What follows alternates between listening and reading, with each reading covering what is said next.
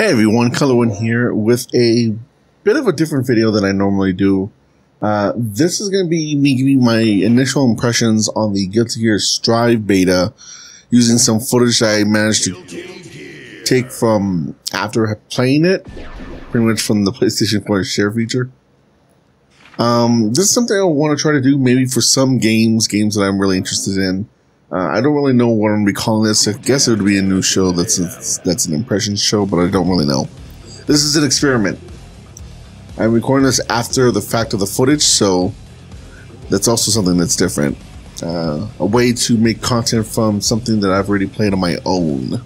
So, let's see how this goes. But yes, okay. Guilty Gear Strive. The closed beta just finished about a week and a half ago, and I've had some time to digest and feel out how I feel about the game. That's not the best sentence, but the point is I've had some time to mull over my thoughts. And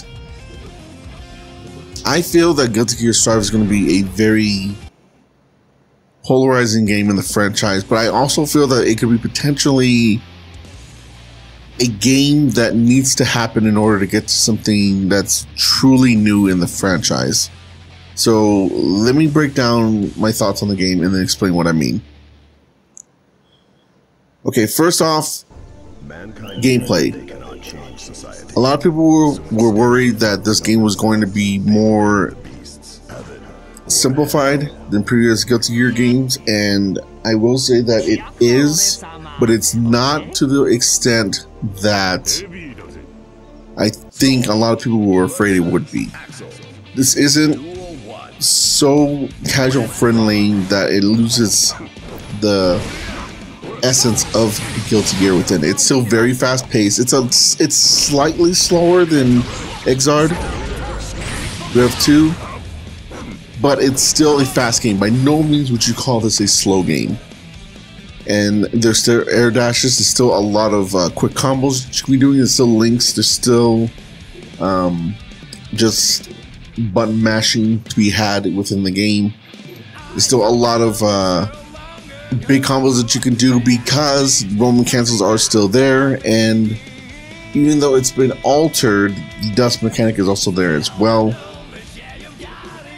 And even the original dust mechanic is still in a way still in the game. Big thing with the dust, let's go with that first.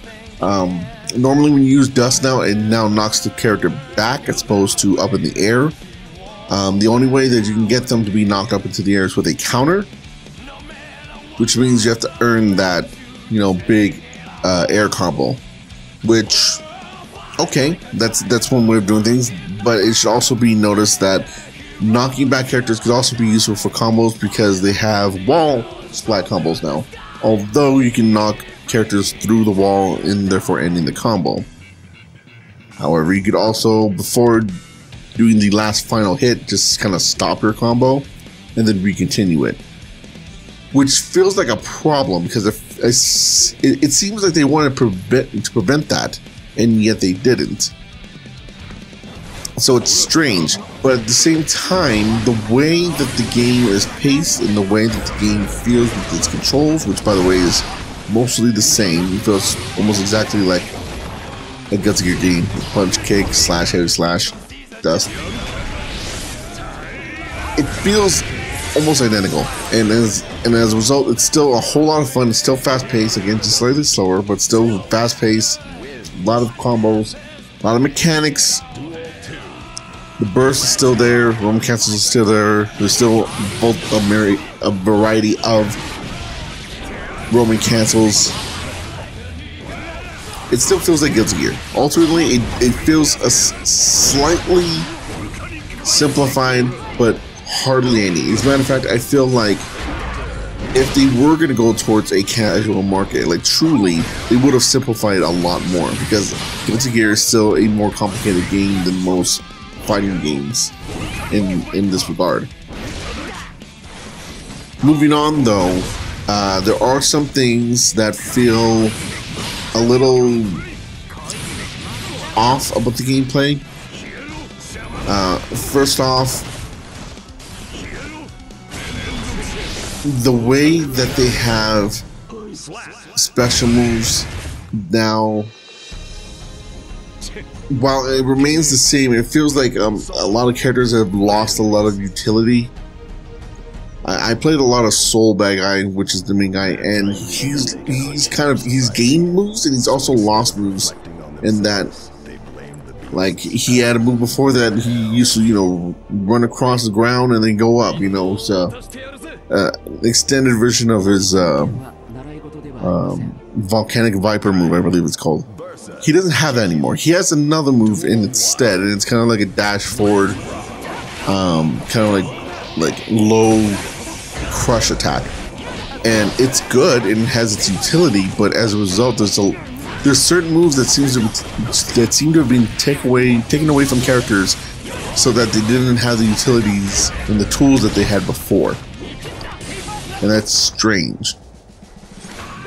It could have always just been nerfed. They need to change that, but at the same time, maybe they want these characters to feel differently. So that is kind of a personal kind of beef with me. I think other people also have problems with that just because it doesn't feel familiar. But moving on, with the gameplay, some of the newer mechanics, like the wall mechanics, don't feel entirely thought out. Not only do you have the problem where you have like wall breaking or whatever that ends the combo, but there's a very easy way of getting around it. There's some things now, like the way that grabs do so much goddamn damage, and I have no idea why. You grab someone, you slam him down on the ground with Saul, and he does like 40%. That is insane. And that's the other thing too about that. That's not just the throw. That's most combos. You are doing crazy damage in this game, to the point that the fact that they seem to have cut most characters' supers to only one. For example, Saul doesn't have his dragon install anymore. It's almost irrelevant because those super moves is like boom, boom. Oh, I just did 25%. 25% is nothing in this game. The combos that you can be doing are insane, and that's just from normal attacks. They're gonna have to do something about the damage input in here because it's way too high. It's insane. One combo, an easy combo, will give you 30%. Easy, like punch, kick, slash, special into another special, and then you've already done 25% to 30. It's insane. Moving on from gameplay, honestly, gameplay is not really this game's problem, which is a good thing because gameplay is the heart of the game. It's the heart of any game. That's where your focus needs to be.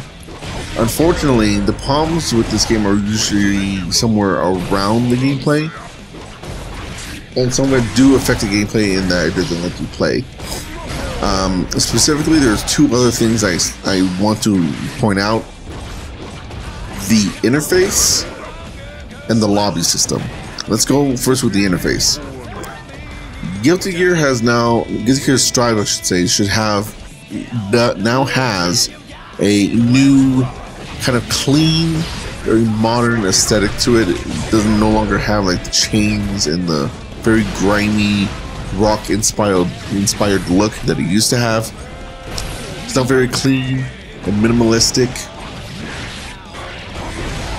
and yet they still have the same art style as before, the same anime style, and they still have the same soundtrack. So all the rock music is still there, and it clashes with the aesthetic of the game entirely. I have no idea why they decided to do this if they weren't going to change the other parts of the presentation. It just looks weird and off and does not look good. There's parts like the portrait moves with the burst meter when you get hit in your life bar. It doesn't bother me, but it also serves no purpose. That by no means makes it easier to understand what you're doing or where your life bar is. It just doesn't. The combo counter is huge in the game. It doesn't bother me because it's its opacity is low enough that it doesn't really like get in the way of anything. But it's also like, why is this so big? And then everything in like the menus is so clean and crisp, and it doesn't fit the aesthetic of the game's soundtrack at all, except for the menu music, which is all nice and symphonic and all this. And then you jump into a match and here come the fucking guitars blaring out some hair metal type music. It's weird and it doesn't fit right. It's such a clash of styles, and it feels like it was meant to be in a different game. Character design, character select screen rather, also has the characters divided up into categories like balanced, speed, power. I think the last one is tricky. I mean, that's fine. I don't think you really need to put them in actual separate categories. Just like let the player know, hey, this character is typically good for people who like fast type characters or power type characters. Like, you can put that in the description of the character, not necessarily have the whole character select screen be parted up into categories. But moving forward, let's talk about the lobby system. So this is the part of the game where it really affects the gameplay, because you can get into freaking matches. The lobby system uses this system where you can pick a variety of styles for a like an 8-bit character that moves on a two-dimensional plane, and you have to link up with other people that way in order to find matches. It's a weird kind of take on the lobby system that they've had since, I want to say, Rev 1 of Guilty Gear. I know that Blaze Blue has had it for a while, Dragon Ball Z has it. But here's the thing, this system doesn't work. And I mean, it literally doesn't work. It feels like there are way too many hurdles for you to get into. And then what made it worse is that within the lobbies, there is actually something of a rank mode where you gain a rank, which means you no longer go down to the previous floor of this building, and you have to go up higher with people your same rank. I don't know what to make of this. It's bizarre that they decided to put something like this in this game, especially again because once again it completely clashes with the aesthetic of the game. What the fuck do 8-bit little chibi characters have to do with Guilty Gear? It doesn't look anything like this. Before, the little chibi characters that they used to use made more sense, even though it's kind of weird, but ultimately what you want is something that looks the anime style that the game is. If you're going to even go that route, really this whole thing should just be a bunch of menus that are quick and snappy to use. This thing, you have to enter a lobby, you have to pull out your sword, and you have to pray to God that someone else will come up to you, or you can go up to somebody else and initiate a fight. And then once you do fight, after the match is done, it kicks you back into the lobby. There's no rematches. It's ridiculous, and none of this needs to be the way that it is. You can just have simple menus. As a matter of fact, I prefer special menus because this is just unwieldy. There was even a whole bunch of bugs at the time of the beta that didn't allow people to actually play the game because everyone's, as they were joking, uncle, because there were a lot of bots in the game, everyone's uncle wanted to have a match with you. Well, the lobby system also doesn't seem to read the bars of a person's internet connection correctly. So, like, nothing about this works. It's not the same aesthetic for Guilty Gear. It's not the right aesthetic for Guilty Gear, rather. It's not the same rightful agenda as Darksiders or really anything.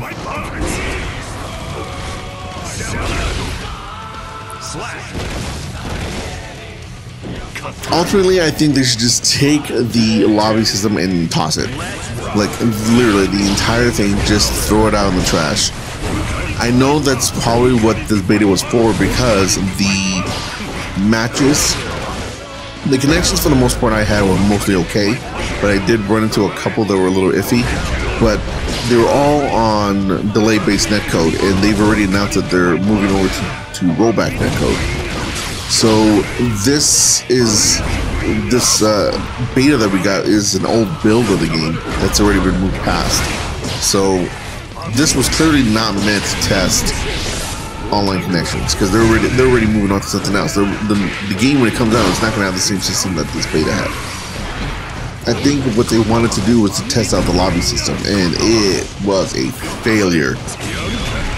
People couldn't get in matches. I barely could get in matches. I didn't really even get that much into it. If you're wondering why I'm not going into more detail about the gameplay within the specific characters and how combos work and using Roman cancels to do different things, and you know how the Potemkin play and all this stuff, it's because I couldn't get enough matches, and more importantly, I didn't even really want to get matches because I didn't want to deal with the lobby system. The lobby system just sucks, and I hope that they just completely scrap it for the actual game, because it's terrible.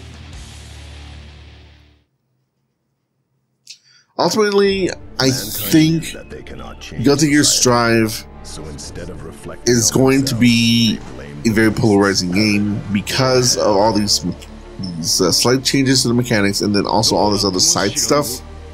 I think it'll be a fun game, but I think that's going to have some growing pains from Arc System Works trying to transition from a more hardcore base that they had with X2 Sharp Reload and Accent Core Plus and Exard to whatever ends up being Guilty Gear 5. I think 4 is going to be like this weird little like transition game that's going to have a lot of growing pains, that's going to end up leading to something more beginner friendly and also still more hardcore appeasing, and Guilty Gear 5, whenever that may be, 5-10 years from now. As for right now, Guilty Gear Strive, I'm not super excited for it anymore, because I know that it just feels weird. If they do have another beta, I will check it out if I can. But right now, I just think, keep those copies of Accent Core Plus and Rev 2 happy and at the ready, because you're probably going to end up going back to those games. I could be wrong. The game has not come out yet. They could make a whole bunch of changes. They could take more feedback from players, from people who maybe were able to play more than I was, and make changes to the game. And maybe change the philosophy of making it more beginner friendly. Maybe go even more into it. You never know. But as of right now, I'm not super hyped for the game. I will play it eventually. That is currently my stance in the game. Alright, and those were my impressions of the Guilty Gear Strive beta. Thank you very much for watching and listening. I hope the footage that you're seeing right now was entertaining as I talked about my thoughts on the game. If you have any thoughts of your own, please leave them down in the comment section below. And as always, give a like, share the video, subscribe to my channel, and click the notification bell so that you're notified whenever I release new videos. Right now, I'm currently releasing 2 videos a day for the next 2 weeks or so, but we'll see what happens after those 2 weeks. And with that being said, thank you very much for watching. Peace and love, gamers and players. Until the next video, whatever crazy thing I end up doing, Colorwind out.